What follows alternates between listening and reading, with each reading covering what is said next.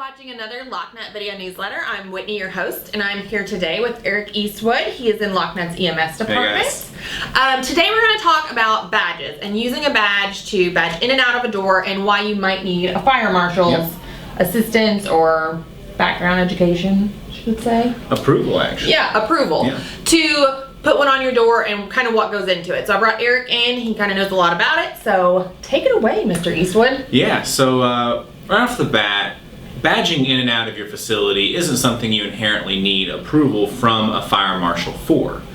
But there are several different kinds, and some of them will need some form of variance from an authority having jurisdiction in your area, which is typically going to be your fire marshal.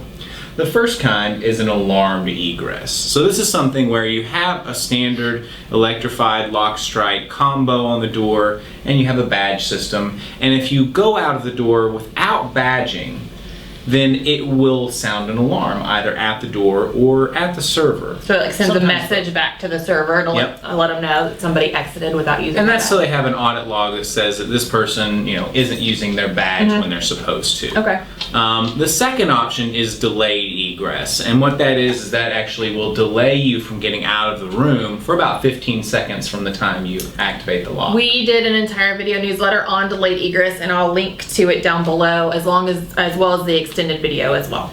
Yeah. So, and with delayed egress, you're typically going to have the alarm at the door or at the server as well. And again, that's an audit log for the server to just keep track of who's not using their badge. And in some facilities, you will actually need some fire marshal approval for your delayed egress, but most facilities you can get away with it without any extra. Okay, so tell me where the fire marshal comes in. When do you need his approval? So the last option is what's known as an asylum or an institution function lock. And what that is, it's a lock that is always locked from both sides. And unless you have a key or unless you use your badge, you're not getting out of that room. Okay.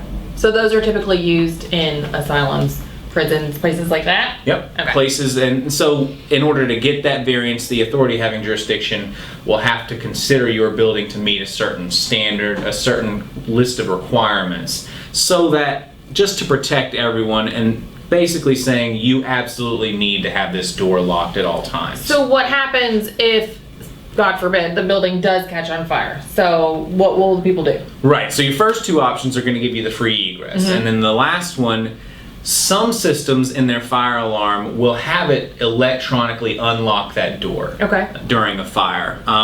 If you don't have that, you probably won't get your variance from the AHJ. So it's something that you really will end up needing to have. Okay.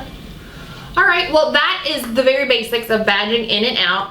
If you have any questions or comments, I'm sure Eric would love to hear from you. Contact me anytime at erice@locknet.com. As always, you can email me at whitneyf@locknet.com, or you can leave any comments or suggestions down below in the comment boxes. We would love to hear from you. So I want to thank Eric for being here. Thanks for having me. And I want to thank you guys for watching, and I hope you tune in next time. Thanks, guys. Bye, guys.